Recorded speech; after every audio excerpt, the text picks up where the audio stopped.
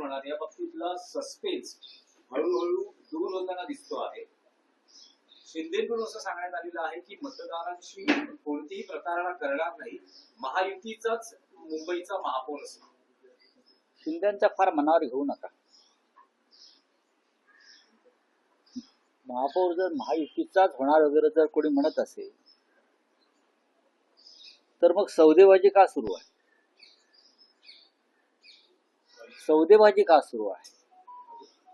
आणि नगरसेवकांना लपवून ठेवणं, इतरांचे फोडण्याचा प्रयत्न करणं, विकत घेण्याचा प्रयत्न करणं, आमिष दाखवणं, दहशत दाखवणं, फक्त मुंबई नाही इतर महानगरपालिका सुद्धा. तर मतदारांशी प्रतारणा करणार नाही याचा अर्थ असा असतो, एखादा नगरसेवक, एखादा आमदार, एखादा खासदार हा जर एखाद्या पक्षावर किंवा चिन्हावर निवडून आला असेल तर पुढली 5 वर्ष तो त्याच चिन्हावर त्याच पक्षात राहून त्याने काम करणं गरजेचं आहे. जर त्याला पक्षांतर करायचं असेल तर त्याने राजीनामा दिला पाहिजे आधीच्या पदाचा. पण शिंदेच्या बाबतीत तसं दिसत नाहीये किंवा भाजपच्या बाबतीत तसं दिसत नाही. ते दुसऱ्या पक्षात निवडून आलेले नगरसेवक, आमदार, खासदार यांना विकत घेण्याचा प्रयत्न करतात, विकत घेतले जातात. यालाच प्रतारणा म्हणतात. मतदारांशी हा मतदारांचा विश्वासघात आहे. किंवा पैशाच्या ताकदीवर, भ्रष्ट पैशाच्या ताकदीवर निवडणुका बिनविरोध करून घेणं आणि समोरचे जे लोक असतात आपल्या पक्षासमोरचे त्यांना पैशाच्या बळावर माघार घ्यायला लावणं आणि मतदारांना मतदानापासून दूर ठेवणं याला सुद्धा मतदारांची प्रतारणा म्हणतात. तर त्याने हा प्रतारणा मतदारांशी याविषयी त्यांनी अधिक खोलात जाऊन अभ्यास केला पाहिजे. नाही, त्यांनी जरी रिसॉर्ट पॉलिसी अवलंबलेली असली तरी भाजप हायकमांडनं सांगितलंय कुठल्याही परिस्थितीत कॉम्प्रोमाइज करू नका, दावा सुटू नका महापौर पदावरचा. माझ्या माहितीप्रमाणे दावा सुटणारी नाही. पण अशा प्रकारे ब्लॅकमेल करून काही दुसरं पदरात पाडून घेता येईल का? म्हणजे त्यांना स्टँडिंग कमिटीमध्ये इंटरेस्ट असतो. तिथे पैशाचे महापौरांना फार अधिकार नाही. ते शोभेचं पद आहे. मुंबईचं किंवा आपल्याकडल्या अन्य शहरांचं महापौर पद हे लंडन किंवा न्यूयॉर्कमध्ये महापौरांना जे प्रशासकीय अधिकार असतात, हा निर्णय घेण्याचे, काही निर्णय बदलण्याचे त्या शहराच्या दृष्टीनं ते पॉलिसी मेकर असतात तिकडले मेयर्स. तसे आपल्याकडल्या मेयरना अधिकार नाही. त्याच्यामुळे स्टँडिंग कमिटी जिथे पैशाचे किंवा ठेकेदारीचे, टेंडरचे घोटाळे केले जातात तिथे या लोकांना इंटरेस्ट आहे. राऊत साहेब, घटस्थापनेचा दिवस आहे. सगळेच पक्ष आपापले नगरसेवक घेऊन आज घटस्थापन करतील कोकण भवनला. पण केडीएमसी मध्ये एक ट्विस्ट आहे. तुमचे 2 नगरसेवक नॉट रिचेबल आहेत. त्यांच्या घरावर नोटिसेस चिटकवण्यापर्यंत बघा, परिस्थिती असं आहे की खरं आहे की आमचे 2 नगरसेवक आता आमच्याकडे पुढे दिसत नाहीये. त्याच्यामुळे कायदेशीर प्रक्रिया सुरू आहे. गटाची स्थापना करताना ते आमच्या जवळ असायला पाहिजे, नाहीतर त्यांच्यावर कायदेशीर कारवाई होईल आणि ते डिस्क्वालिफाय होऊ शकतात. उमेदवारांची निवड करताना अशा पद्धतीने काही होईल याची कल्पना होती का? कारण निवडून आल्यानंतर आता असं आहे की चिन्हावर निवडून आल्यानंतरही नगरसेवक अशा पद्धतीने वर्तन करतात. एकनाथ शिंदे कोणत्या चिन्हावर निवडून आले होते? नगरसेवकाच्या काय गुण बसले? एकनाथ शिंदे आणि आमचे 40 आमदार हे धनुष्यबाणावर निवडून आले होते ना. मग तेव्हा जे तुम्ही म्हणताय की तुम्हाला अशी कल्पना नव्हती का? कोणालाच काहीच कल्पना नसते. आपण विश्वास ठेवतो आपल्या माणसावरती, त्यांना उमेदवारी देतो, त्यांना ताकद देतो, त्यांना मोठं करतो आणि मग हे असे पक्षांतर करत असतात. त्याच्यामुळे नगरसेवकांचे त्यांचा जो बाप आहे तोच पक्षांतरातून निर्माण झालेला आहे. बरोबर. त्याच्यामुळे आता ह्यांच्यावरती काय विश्वास शिंदेच्या शिवसेनेने हॉटेल पॉलिटिक्स केलं, तर आता भाजपने त्यांच्या नवनिर्वाचित नगरसेवकांसाठी फरमान काढलाय 10 दिवस मुंबई सोडून जायचं नाही. भाजपच्या प्रत्येक नगरसेवकावरती वॉचडॉग ठेवलेले आहेत. त्या भागातले कार्यकर्त्यांना त्यांनी सांगितलंय की या माणसावर लक्ष, म्हणजे नगरसेवकांवरती लक्ष, म्हणून ते घरीच आहेत पण त्यांच्यावर लक्ष आहे. ते कुठे जातात, काय करतात, कुठे बसतात, त्यांचे फोन, किंबहुना जे नगरसेवक आत्ता ताज लँडमध्ये कैदखान्यात आहेत त्यांचे फोन टॅप केले जातात. मी तुम्हाला सांगतो, जरी रश्मी शुक्ला नसल्या तरी प्रक्रिया तीच आहे. फोन टॅप केले जात आहेत, त्यांचे फोन टॅप केले जात आहेत. जे ताज लँडसेंटच्या कैदखान्यामध्ये बंद आहेत त्यांचे फोन टॅप केले जातात. भाजप आपल्या स्वतःच्याच नगरसेवकांचे फोन टॅप करत आहे. 30 जानेवारीला मी तुम्हाला कालच म्हणालो ना, राहुल शेवाळे दिल्लीत गेले. मी तुम्हाला कालच म्हणालो ना की दिल्लीतून चाव्या मारल्या जात आहेत म्हणून. तुम्ही ऐकलं असेल की मी असं म्हणालो की मुंबईचा महापौर कोणी दिल्लीतून ठरवलं जाईल. हे आतापर्यंत इतिहासात घडलं नव्हतं. नाही, राऊत साहेब, म्हणजे दिल्लीचा मुंबईचा महापौर ठरवण्यासाठी शिंदे गटाच्या नेत्यांना किंवा पुढाऱ्यांना जाऊन अमित शहाच्या पायाशी बसावं लागतंय. मी वारंवार सांगतो, महापौर मुंबईचा आहे, महाराष्ट्राचा आहे, आणि शिंदे आणि त्यांच्या लोकांना दिल्लीत चक्रा माराव्या लागत आहेत. हाच महाराष्ट्राचा अपमान आहे. नाही राऊत साहेब, दिल्लीऐवजी आता बदल आंतरराष्ट्रीय स्तरावर गेले. दावोस मध्ये सुरू आहेत. मुंबईचा महापौर कोण होणार आहे? नाही, दावोसमध्ये स्वतः मुख्यमंत्री दावोस मध्ये आहेत. उद्योग मंत्री शिंदेचे जे विश्वासू आहेत ते उदय सामंत दावोस मध्ये आहेत. एकनाथ शिंदे आणि मुख्यमंत्र्यांचं फोनवर बोलणं सुरू आहे. तर कदाचित दावोस मध्ये हा निर्णय होऊ शकतो. असं आहे की दावोसमध्ये गुंतवणुकीवर चर्चा कमी सुरू आहे, आणि ते जे उद्योग मंत्री आणि मुख्यमंत्री यांच्यामध्ये मुंबईच्या महापौरावरच चर्चा सुरू असते. त्याच्यामुळे ह्या वेळेला मुंबईत महाराष्ट्रात गुंतवणूक कमी येणार आहे. कागदावरती असली तरी कमी येणार आहे, कारण सगळ्यांची गुंतवणूक ही मुंबई महानगरपालिकेच्या महापौर पदाच्या संदर्भात होते. 30 जानेवारीला भाजपचाच महापौर होतोय. तरी शिंदे गटाची इच्छा आहे तिला सुरून लागतोय. नाही तर कोणाच्या इच्छा कशा असतात आता मी सांगू शकत नाही ना.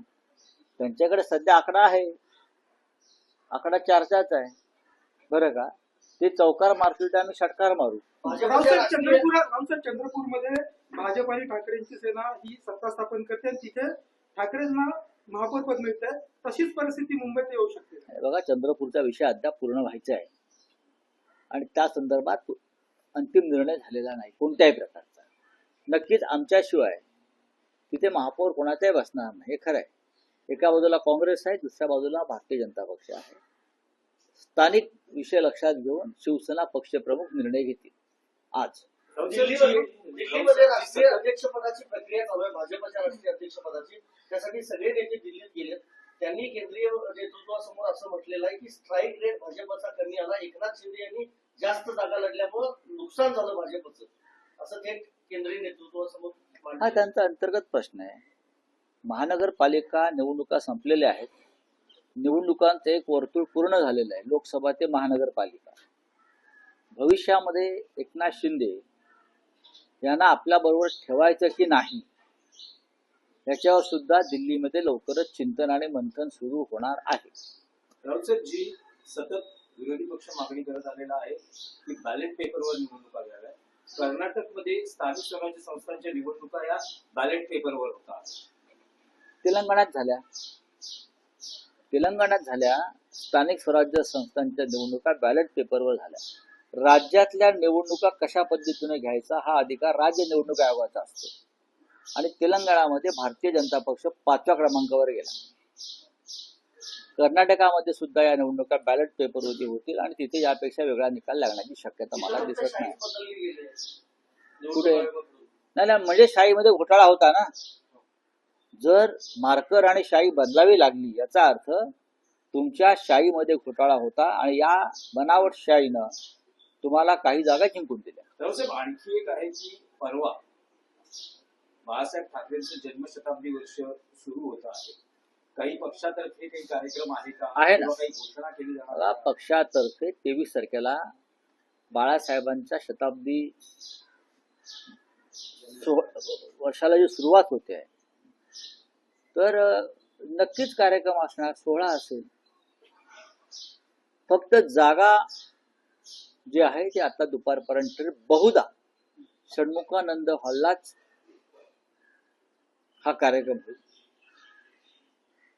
शिवसेना आणि मनसे यांनी हा कार्यक्रम एकत्र करावा अशी आमची भूमिका आहे आणि त्या संदर्भात सन्माननीय राज ठाकरे महाराष्ट्र नवनिर्माण सेनेचे प्रमुख यांच्याशी आमची चर्चा झाली. शिवसेना आणि राष्ट्रवादी काँग्रेसमध्ये जी फूट पडली त्यानंतर चिन्ह तिकडे दिलं गेलं, त्या विरोधात तुमच्या ज्या याचिका दाखल आहेत त्याच्यावर उद्या सुनावणी होते. तुमच्या गटाला 3 तासांचा युक्तिवादाचा वेळ आहे, राष्ट्रवादीला म्हणजे अजित पवार आणि एकनाथ शिंदे यांच्या गटाला 2-2 तासाचा वेळ देण्यात आला. या सगळ्या संदर्भात काय ना, उद्या पाहू ना, तारीख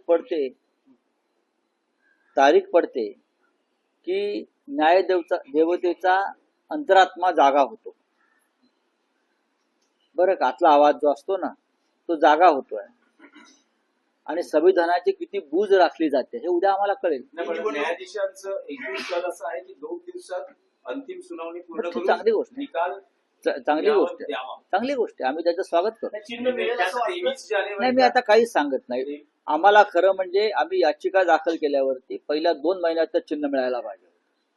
अत्यंत बेकायदेशीरपणे एकनाथ शिंदेच्या बेकायदेशीर पक्षाला 4 महत्वाच्या निवडणुका चिन्हावर लढू दिल्या. हे संविधान विरोधी आहे. बाळासाहेब ठाकरेंचा पक्ष बरं का कोणातरी आयऱ्या घराच्या हातात देणं हा महाराष्ट्राचा आणि मराठी माणसाचा अपमान आहे. त्यासाठी शिंदे सरकारला गटाची आज नगरसेवक आज हे कोकण भवनला जाऊन करू द्या ना, ती एक प्रक्रिया आहे. आज करणार नाहीये ते. या निकालाचा संदर्भ असतो त्यासाठी. नाही, बहुतेक ते भाजपमध्ये विलीन होणार असते. या निवडणुकीमध्ये गुजरातचा मुद्दा गाजला. त्याच्यानंतर सुद्धा पालघर जिल्हाधिकाऱ्यांनी गुजरातच्या पाट्यात सूचना फलक गुजराती भाषेचा कळवळा अजूनही संपलेला दिसत नाही. हे गंभीर आहे आणि याच्यावरती आम्हाला एकत्र बसून सर्वच पक्षांना महाराष्ट्रातला विचार करावा लागेल की पालघर हा भाग महाराष्ट्राचा आहे की बुलेट ट्रेनच्या निमित्तानं, वाढवण बंदराच्या निमित्तानं हा बाजूच्या राज्याला जोडला गेलाय. हा नकाशा एकदा महाराष्ट्राच्या मुख्यमंत्र्यांनी जाहीर करावा. 2004 पासून अनुसूचित जातीचा महापौर झाला नाही. चक्राकार पद्धतीने आरक्षण सोडत झाल्यास भाजप शिवसेनेला अडचण होण्याची शक्यता आहे. कारण का अनुसूचित जातीचे नगरसेवक फक्त ठाकरेंकडेच आहे. येऊ द्या ना, सोडत झाली का बघू. चले, हिंदी में क्या है कुछ. सर ये मेयर जो है दिल्ली में डिसाइड हो रहा है, इस बारे में क्या कहना है? ये पहली बार इतिहास में हो रहा है. इतिहास में पहली बार हो रहा है कि मुंबई का मेयर दिल्ली में अमित शाह डिसाइड करेंगे. भारतीय जनता पार्टी के हाईकमांड डिसाइड करेंगे.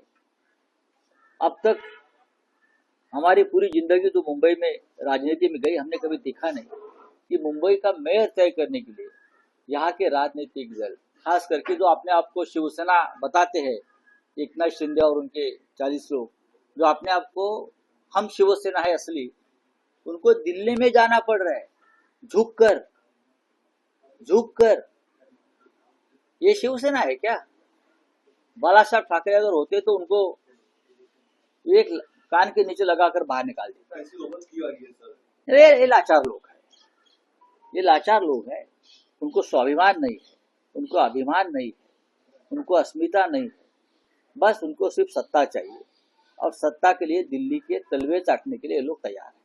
सर पालघर में कुछ गुजराती बोर्ड लगे हैं, साइन बोर्ड लगे हैं इस तरह. देखिए, गुजराती भाषा को हमारा विरोध नहीं है ना. मुंबई में गुजराती रहते हैं, पूरे महाराष्ट्र में गुजराती रहते हैं. गुजरात में महाराष्ट्रियन लोग, मराठी लोग रहते हैं, बड़ौदा में रहते हैं, सूरत में रहते हैं. अब CR पाटिल जो है वो जलगांव से है. लेकिन क्या ये पॉलिसी बनी है महाराष्ट्र सरकार की?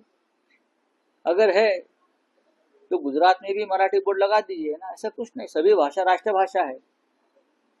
मोहन भागवत जी ने कहा है ना, सभी भाषा राष्ट्रभाषा है. तो मुंबई पालघर की भाषा मराठी है, तो वहाँ गुजराती बोर्ड क्यों है? जो ठेकेदार वाड़वन बंदर पोर्ट के लिए आ रहे हैं उनके लिए लगाई है क्या? चलिए, थैंक यू.